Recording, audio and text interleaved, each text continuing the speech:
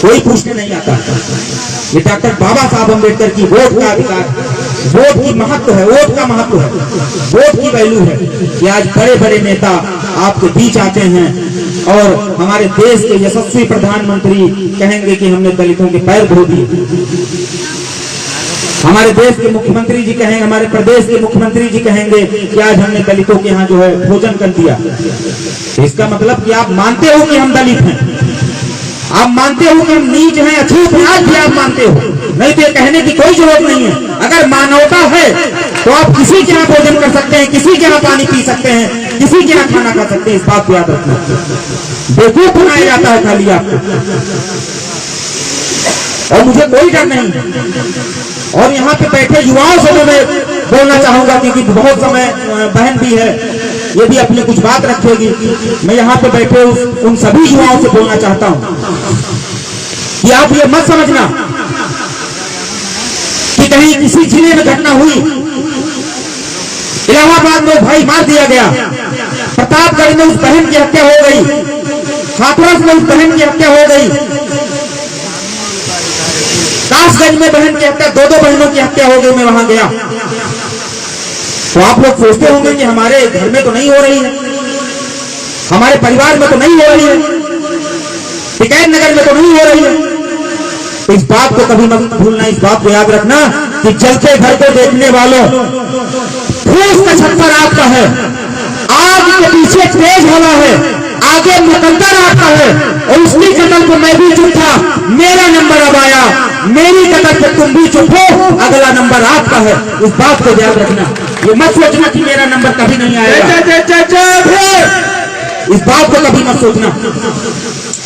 और ये भी याद रखना कि बहुत लोग यहाँ पे सोचते होंगे कि मेरे संघर्ष करने से समाज नहीं बदलेगा, मेरे संघर्ष करने से ये जो हत्याएं हो रही है वो बंद नहीं होगी, मेरे संघर्ष करने से या मेरे आवाज उठाने से जो हमारे समाज की युवाओं पे लाठियां चलती हैं, चाहे वो मेघवाल मार दिया जाता हो, चाहे वो तमाम अन्य घटनाएं हो, वो तो नहीं रुकेंगी। तो आप इस बात को याद रखना। एक कहानी के माध्यम से मैं आपको बताना चाहता हूं। एक जंगल था, उस जंगल में बहुत भयंकर आग लग गई, और जब उस जंगल में आग लगी तो उस जंगल के बहुत बड़े बड़े जीव जंतु उस आग का तमाशा देख रहे थे।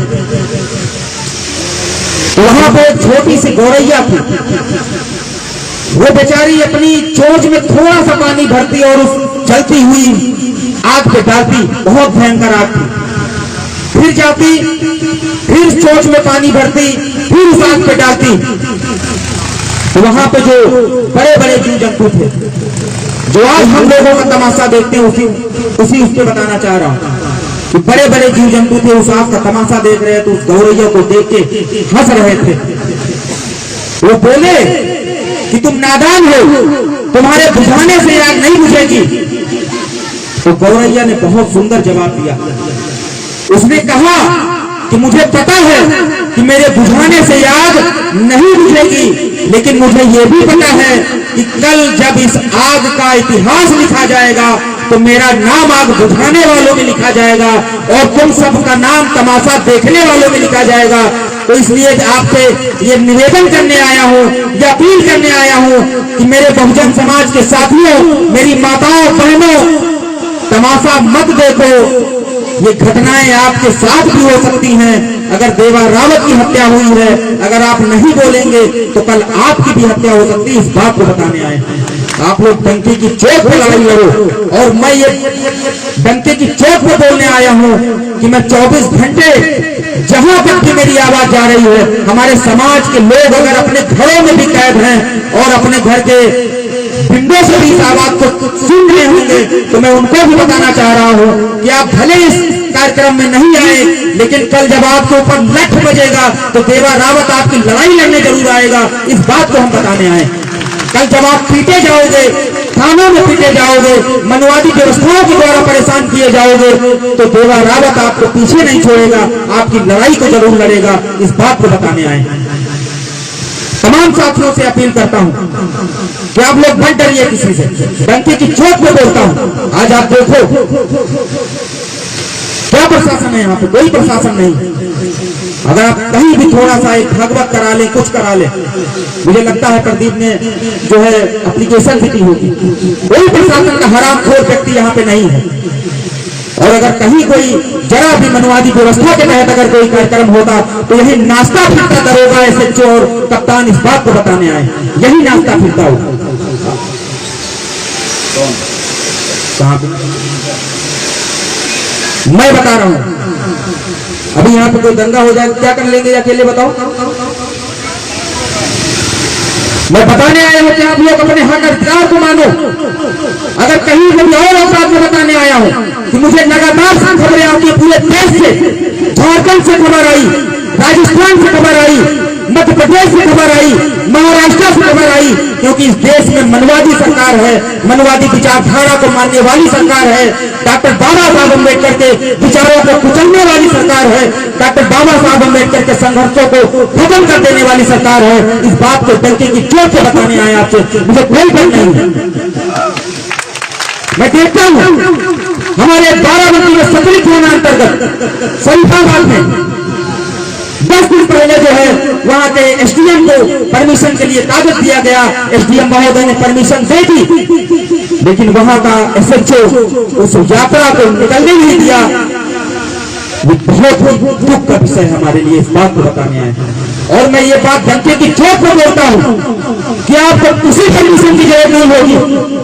जब आप 200 लोग यात्रा को निकालोगे तो उत्तर प्रदेश की सरकार आपके पीछे 300 पुलिसकर्मी लगा देगी, आप उस यात्रा को नहीं निकाल पाओगे, इस बात को बताने आए। और अगर आप 10,000 लोग यात्रा को निकालोगे तो आपकी अगुवाई में एसएचओ भी खड़ा होगा, सीओ भी खड़ा होगा, एसडीएम भी खड़ा होगा, तमाम अधिकारी आपकी अगुवाई में खड़े होंगे, इस बात को बताने आए। आप लोग संगठित रहो, फिर देखो आप अपनी ताकत, संगठित रहो आप लोग, और किसी से डरने की जरूरत नहीं। लेकिन मैं एक बात और बताऊंगा कि आप लोग डॉक्टर बाबा साहब अम्बेडकर के संविधान को मानिए, और अगर आप लोग 1% भी डॉक्टर बाबा साहब अम्बेडकर के संविधान के अगेंस्ट अगर आप गए तो ये देवा रावत भी पुलिस वालों के सामने घुटने टेक देगा, कुछ नहीं कर पाएगा, इस बात को बताने आए। आप संवैधानिक दायरे में रहो, अपनी लड़ाई को लड़ो, फिर किसी की हैसियत नहीं है कि आपकी कालर को छू के दिखा देगा, देवा रावत डट के खड़ा होगा आपके सामने, इस बात को बताने आए। डंके की चोट को बोल के जा रहा हूं, नहीं है, किसी की हैसियत नहीं है। आपकी जमीनों पे कब्जे होते हैं, मैं जानता नहीं हूं क्या, मैं बेवकूफ हूं? आपकी जमीन पे कब्जा होता है और जब आप उसकी एप्लीकेशन थाने लेके जाते हैं तो आपके ऊपर 151 करके आपको जेल भेज दिया जाता है। क्या हम बेवकूफ हैं? हम नहीं जानते हैं? आपको मारा जाता है, आपको पीटा जाता है, और जब आप अपनी एप्लीकेशन लेके आप थाने पे जाते हैं, आपकी जाति पूछी जाती है तो क्रॉस केस लिख दिया जाता है। ये नहीं पूछा जाता है कि कौन सबसे ज्यादा चोटिल हुआ। मैं नहीं जानता हूं क्या क्रॉस केस क्या होता है, मैं वकील हूं, मैं सब जानता हूं, लेकिन मैं मजबूर हूं। मेरे समाज ने मुझे ताकत नहीं दी, और जिस दिन मुझे ताकत मिली, इस बात को याद रखना कि एक एक जुल्म का हिसाब लिया जाएगा, इस बात को बताने आए। जिस दिन भी हमारे हाथ में वो ताकत आई तो एक एक जुल्म का हिसाब होगा, एक एक जुल्म, इस बात को याद रखना। ये कहेंगे संविधान को खत्म करेंगे, तमाम जो है घटनाएं हमने देखी। औकात समझ में आ गई अयोध्या सांसद लल्लू सिंह की, उसने बोला था कि संविधान को इस बार हमको जो है जिता दो और मैं संविधान को खत्म कर दूंगा। तो सुनो, डॉक्टर बाबा साहब अम्बेडकर की औलादें अभी जिंदा है, इस बात को याद रखना। इतिहास नहीं भूगोल को बदल के रख दिया जाएगा, इस बात को याद रखना। हम लोग बहुत बड़ी तादाद में हैं, हम लोग बहुत बड़ी तादाद में हैं, संविधान को छूने तक नहीं देंगे। और इसी संविधान से आप सांसद बनते हो, इसी संविधान से आप विधायक बनते हो, इसी संविधान से आप जिला पंचायत बनते हो, इसी संविधान से आप प्रधान बनते हो, इसी संविधान से आप डीडीसी बनते हो, इसी संविधान से आप ब्लॉक प्रमुख बनते हो, और उसी संविधान को खत्म करना चाहते हो। समझ जाना चाहिए आपको। मेरे दोस्तों, मेरे भाइयों, मेरी माताओं, मेरे बहनों, हाथ जोड़कर अपील करने आया हूं, मेरा कोई फायदा नहीं है। आप लोग अगर संविधान बचा लोगे, आप लोग अगर एकजुट हो जाओगे, हमारी माताएं बहनें अपने बच्चों को शिक्षित कर लेंगी, हमारी बहनों के ऊपर अन्याय अत्याचार होना बंद हो जाएगा, तो उसमें तो मेरा बहुत फायदा है। मैं हाथ जोड़कर आपसे अपील कर रहा हूं। कि मैं चाहता हूं कि जैसे आज हम लोग परमिशन के लिए दर दर भटक रहे हैं, जैसे आज हम लोग थाने थाने भटक रहे हैं, जैसे आज हम लोग डीएम के यहाँ जाते हैं, एसडीएम के यहाँ परमिशन लेने जाते हैं, तो समय तो लगेगा लेकिन ये बदलाव जरूर आएगा। मेरी माताओं बहनों, आपसे अपील करता हूं कि आपके गोदी में जो ये बच्चे हैं, नन्हे मुन्ने प्यारे बच्चे हैं, ये इस देश का भविष्य हैं मेरी माताओं बहनों। और अगर आप मेहनत करेंगी तो ये डीएम भी बन सकते हैं, एसडीएम भी बन सकते हैं और बहुत बड़े वकील भी बन सकते हैं। इस बात को बताने आए। और अगर ये डीएम बने और ये किसी जिले में गए और कोई भी अम्बेडकरवादी साथी डॉक्टर बाबा साहब अम्बेडकर की प्रतिमा इनको देने गया और इनसे कहा कि डीएम साहिबा हमको बाबा साहब अम्बेडकर की जयंती मनाने के लिए एप्लीकेशन वो चाहिए, तो फिर आप सोचो क्या ये नहीं देंगे? आप बताओ, हाथ उठाओ। जिन्होंने इतनी तकलीफ झेली हो वो प्रोटेक्शन भी बहुत भारी संख्या में देगा और कहेगा जाओ खुद तन मन धन से मनाओ, मैं तुम्हारे साथ। जिले का डीएम कहेगा कि जाओ। समय तो लगेगा क्योंकि बहुत लंबी लड़ाई है।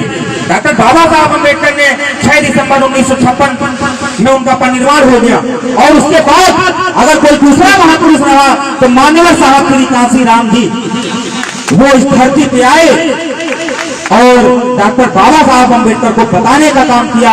आज यहाँ पे बैठे वो तमाम लोग अगर डॉक्टर बाबा साहब अम्बेडकर के बारे में जानते हैं तो ये देन किसी और की नहीं है, डॉक्टर मान्यवर साहब श्री कांशीराम जी की देन है कि आप डॉक्टर बाबा साहब अम्बेडकर के बारे में जान रहे हैं। नहीं तो डॉक्टर बाबा साहब अम्बेडकर को जड़ से खत्म कर दिया जाता। ये प्लानिंग चल रही थी इस देश और प्रदेश की सरकार के द्वारा। इस बात को बताने आए हैं। मैं कांग्रेस के उस पर बोलना चाहता हूं कि आज बाबा साहब अम्बेडकर का रट लगा के रखी है कांग्रेस। मैं कोई राजनीतिक व्यक्ति नहीं हूं लेकिन मुझे पीड़ा होती कि वो समय था जब 1947 में देश आजाद हुआ। वो समय था जब 1949 में देश का संविधान बनके तैयार हुआ। वो समय था जब 1915 में इस देश का संविधान इस देश में लागू हो गया और वो भी समय था जब 1952 में पहला चुनाव हुआ। Doctor Baba Saheb Ambedkar law and minister बने और जब लॉ एंड मिनिस्टर बनने के बाद हिंदू कोड को जब उन्होंने लोकसभा में पेश किया तो कांग्रेसियों ने हाथ खड़े कर दिए कि हम नहीं लागू कराएंगे जी इसको, हम नहीं कराएंगे इसको, क्योंकि उस हिंदू कोड बिल में हमारी महिलाओं को मौका मिलता डीएम बनने का। उस हिंदू कोड बिल के तहत आपको मौका मिलता एसडीएम बनने का, आपको मौका मिलता मास्टर बनने का, आपको मौका मिलता इंजीनियर बनने का। इसीलिए उन्होंने ये बिल लागू नहीं कराया। इस बात को कौन कौन जानता है बताओ। और आज डॉक्टर बाबा साहब तमाम वो पार्टियां, क्योंकि वो जानती हैं कि अब मेरी दाल तो नहीं गलने वाली है डॉक्टर बाबा साहब अम्बेडकर के बिना। अब अगर जो डॉक्टर बाबा साहब करेगा वही सत्ता भोगेगा, अन्यथा कोई नहीं भोगेगा सत्ता। इस बात को याद रखना। लेकिन जिनके पूर्वज है डॉक्टर बाबा साहब अम्बेडकर वो सो रहे हैं। और मैं ये नहीं कहूंगा कि सो रहे हैं, वो हरामखोर सोने का नाटक कर रहे हैं, सो नहीं रहे। जो सोया होगा उसको जगाया जा सकता है और जो सोने का नाटक करता है उसको चलने से बिना आप जगा लो, वो जागने वाला नहीं। इस बात को बताने आए क्योंकि आप लोग मान्यवर साहब श्री कांशीराम जी को भी नहीं पढ़े होंगे, क्योंकि जहां पे बात डॉक्टर बाबा साहब अम्बेडकर की आएगी वहां पे मान्यवर साहब कांशीराम भी छूटेंगे नहीं। क्योंकि बाबा साहब के बाद अगर उनके कार्यों को बढ़ाने का श्रेय अगर किसी को जाता है तो परम पूज्य हमारे मसीहा मान्यवर साहब श्री कांशीराम जी को जाता है, जिन्होंने साइकिल से घूम घूम के पूरे देश में बहुजन समाज की आम और आवाम को, महिलाओं को, बच्चों को, बुजुर्गों को बताने का काम किया कि डॉक्टर बाबा साहब अम्बेडकर कौन थे। डॉक्टर बाबा साहब अम्बेडकर का संघर्ष क्या था, उनका मिशन क्या था, वो क्या चाहते थे। आज हमारे समाज के पास साइकिल, मोटरसाइकिल, 2 पहिया, 3 पहिया, 4 पहिया 3 पहिया का मतलब तमाम लोग ऑटो भी रखते हैं। तो आज हमारे समाज के बाद तमाम बहाने रहते हैं, लेकिन मानव साहब के पास कोई बहाना नहीं था। उन्होंने DRDO से एक ऑफिसर थे, अपनी नौकरी छोड़ के निकल पड़े इस समाज के लिए, इस बहुजन समाज के लिए, इस अनजान समाज के लिए, इस बेवकूफ समाज के लिए। मैं तो बेवकूफ ही कहूंगा कि जिसने तमाम लड़ाइयां लड़ी हो, विपरीत परिस्थितियां झेली हो, जिनको खाने तक ना दिया जा रहा हो, जिनको पढ़ाई तक का अवसर ना मिला हो, हमारे बीच हमारे बहुत ही प्यारे साथी, हमारे भाई मोहम्मद साहब जी हमारे बीच आए हैं। इनका बहुत बहुत धन्यवाद, दिल की गहराइयों से इनका बहुत बहुत धन्यवाद।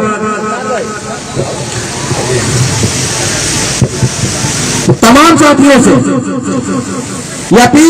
पुनः अपील करके जाऊंगा कि आप लोग साल में एक बार खाली घरों से मत निकलिए।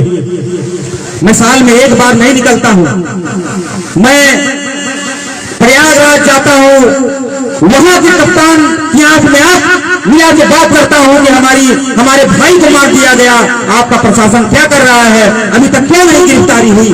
मैं प्रतापगढ़ जाता हूं, प्रतापगढ़ के कप्तान की आंख में आंख डाल के बात करता हूं कि कप्तान प्रतापगढ़ में प्रिया सरोज की हत्या हो गई, बलात्कार करके हत्या हो गई, अभी तक आरोपी क्यों नहीं गिरफ्तार हुए। मैं कासगंज जाता हूं, कासगंज में 2 बहनों की हत्या होती है, वहां के कप्तान की आंख में आंख डाल के बात करता हूं कि यहाँ के आरोपी अभी तक क्यों नहीं गिरफ्तार हुए। मैं राजस्थान जाता हूं, राजस्थान में इंद्र मेघवाल मार दिया जाता है, वहां के DIG से बात करने का काम करता हूं कि अभी तक इन आरोपियों इसकी हत्या के आरोपी अभी तक क्यों नहीं गिरफ्तार हुए। मैं पंजाब जाता हूं, मैं झारखंड जाता हूं, मैं बिहार जाता हूं, गीता पासी की जब हत्या बिहार में होती है तो वहां के हरामखोर कप्तान से बात करने का काम करता हूं कि अभी तक क्यों बचाया जा रहा है उन आरोपियों को जिन्होंने हमारी बहन गीता पासी की हत्या करके उसको जो है पानी में फेंक दिया गया, उस तालाब में डाल दिया गया। तुम राजा हो गए हो क्या? कप्तान हो, तुमको मेरे टैक्स के पैसे से सैलरी मिलती है। तुम सिपाही हो, तुमको मेरे टैक्स के पैसे से सैलरी मिलती है। तुम SHO हो, तुमको मेरे टैक्स के पैसे से सैलरी मिलती है। तो तुम्हारी जिम्मेदारी बनती है कि अगर मेरे ऊपर कोई दुख मुसीबत तकलीफ आती है तो आपकी जिम्मेदारी बनती है कि क्या आप हमारे साथ कंधे से कंधा मिलाकर खड़े रहो। यहाँ तो पता चलता है अगर किसी की बहन जो है किडनैप हो गई, किसी की बहन को अगवा कर लिया गया, किसी की बेटी को अगवा कर लिया गया और वो एप्लीकेशन जो है लेके थाने जाता है तो अभद्र भाषा यूज की जाती है कि तुम्हारी बहन भग गई होगी, तुम्हारी बेटी भग गई होगी। हम बेवकूफ हैं, हम नहीं जाते। सैकड़ों फोन रोज अटेंड करते हैं इस पूरे प्रदेश और देश में, सब जानता हूं, बेवकूफ नहीं। ये आप लोगों को सोचना है, मैं आप लोगों को बताने आया हूं। मुझे तो सब पता है। आप लोग बताओ अपने बहनों की लड़ाई लड़ोगे कि नहीं लड़ोगे, हाथ उठाओ। बहुत कम संख्या में यहाँ पे हो, लेकिन ये सोशल मीडिया का जमाना है मेरे साथियों। सोशल मीडिया का 2 लाख फॉलोवर है मेरे से, लाइव चल रहा, पूरे 2 लाख लोग इसको देख रहे हैं। यहाँ पे भले भीड़ कम हो, लेकिन आपके पास जो हथियार है ये सोशल मीडिया है। आप लोग इसको डॉक्टर बाबा साहब अम्बेडकर के मिशन को फैलाओ, मान्यवर साहब श्री कांशीराम जी के मिशन को फैलाओ, पेरियार ईवी रामास्वामी जी के मिशन को फैलाओ, लड़ाई यादव जी के मिशन को फैलाओ, वीरांगना उदा देवी पासी जी के मिशन को फैलाओ, जिन्होंने विदेशी आक्रांताओं से लड़ के 36 अंग्रेजों को जिन्होंने मौत के घाट उतार दिया, उस उदा देवी पासी की संतान हूं मैं इस बात को बताने आया हूं। 36 अंग्रेजों को जिनको नहीं याद होगा हम बता रहे हैं। मैं उस बाबा साहब अम्बेडकर की औलाद है जिन्होंने अपने 4 बच्चों की कुर्बानी दे दी हमको समानता, समता, समानता, बंधुत्व, भाईचारा दिलाने में। आज हम लोग मंदिरों में उलझे हैं, आज हम लोग मस्जिदों में उलझे हैं। हमें किसी का विरोध नहीं करना है, आपका अधिकार है। डॉक्टर बाबा साहब अम्बेडकर ने आर्टिकल 24 और 25 में आपको अधिकार दिया है। अगर आप नहीं जानते हो तो मैं बता दूं, क्या अगर हिंदू हैं तो आप मस्जिद जा सकते हैं, आप अगर मुसलमान हैं तो आप मस्जिद जा सकते हैं, आप अगर सिख हैं तो भी आप मंदिर जा सकते हैं, आप अगर ईसाई हैं तो आप भी मस्जिद जा सकते हैं, आप अगर बौद्ध हैं तो भी आप गीता पढ़ सकते हैं। लेकिन हमारा समाज तो आज समाज पता नहीं कितनी चीजों में बटा हुआ है। आर्टिकल 24-25 पढ़ना नहीं चाहता, लेकिन मैं ये बताना चाहता हूं कि इन सभी ग्रंथों को पढ़ने का अधिकार, चाहे वो बाइबल हो, चाहे वो गीता हो, चाहे वो कुरान हो, चाहे वो कोई भी ग्रंथ हो, अगर इन सभी ग्रंथों को पढ़ने का अधिकार अगर कोई देता है तो डॉक्टर बाबा साहब अम्बेडकर का संविधान देता है। उस संविधान को भी आप पढ़िए, उस संविधान को भी आप मानिए। अगर आप संविधान को नहीं बचा पाए तो मुझे लगता है इन तमाम ग्रंथों को आप नहीं बचा पाएंगे, सब तबाह कर दिए जाएंगे। सारे तीर्थ स्थल, चाहे वो चर्च हो, गुरुद्वारा हो, मंदिर हो, मस्जिद हो, कुछ हो, जिस दिन इस देश से संविधान खत्म हो गया आप किसी भी चीज को नहीं बचा पाएंगे। इस बात को बताने आए। तमाम धारणाएं सरकारों के द्वारा, उन तमाम लोगों के द्वारा दी जाती हैं कि आप मुसलमानों से नफरत करो, आप ईसाइयों से नफरत करो, आप बौद्धिस्टों से नफरत करो,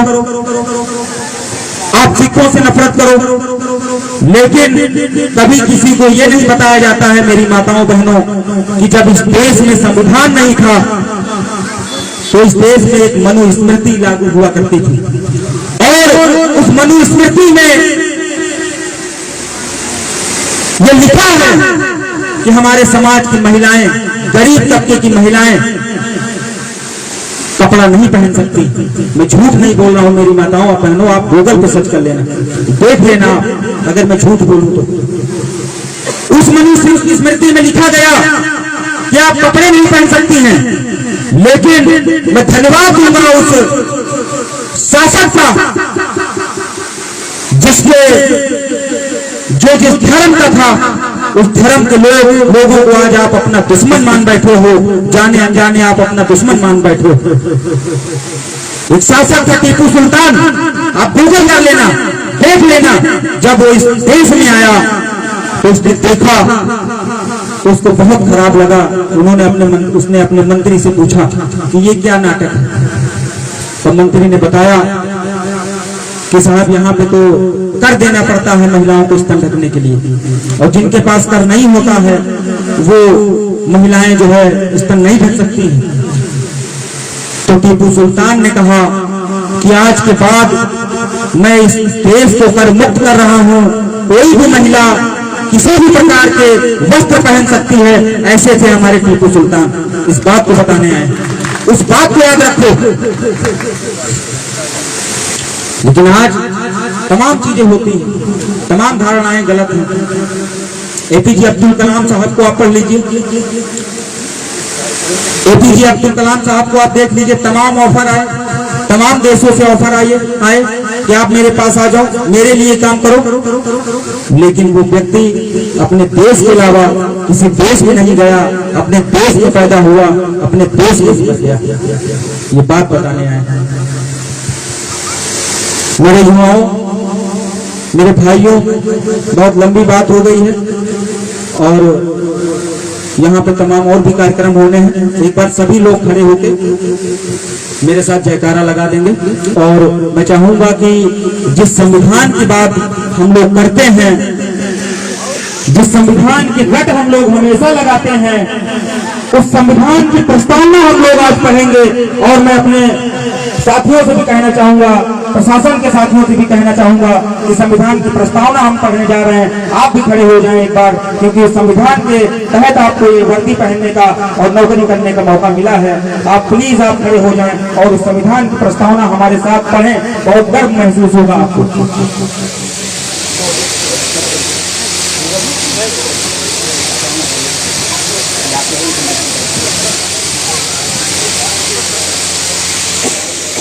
सभी साथी आगे आ जाए, आगे आ जाए, महिलाएं भी आ जाए, कोई दिक्कत नहीं।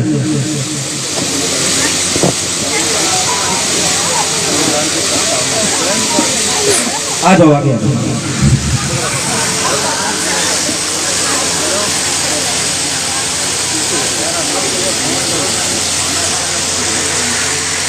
जो मैं बोलूंगा उसको सभी साथी तेज आवाज से दोहराएंगे, खाली बस हाथ आगे। हम भारत के लोग भारत को एक संपूर्ण प्रभुत्व संपन्न समाजवादी पंथ निरपेक्ष लोकतंत्रात्मक गणराज्य बनाने के लिए तथा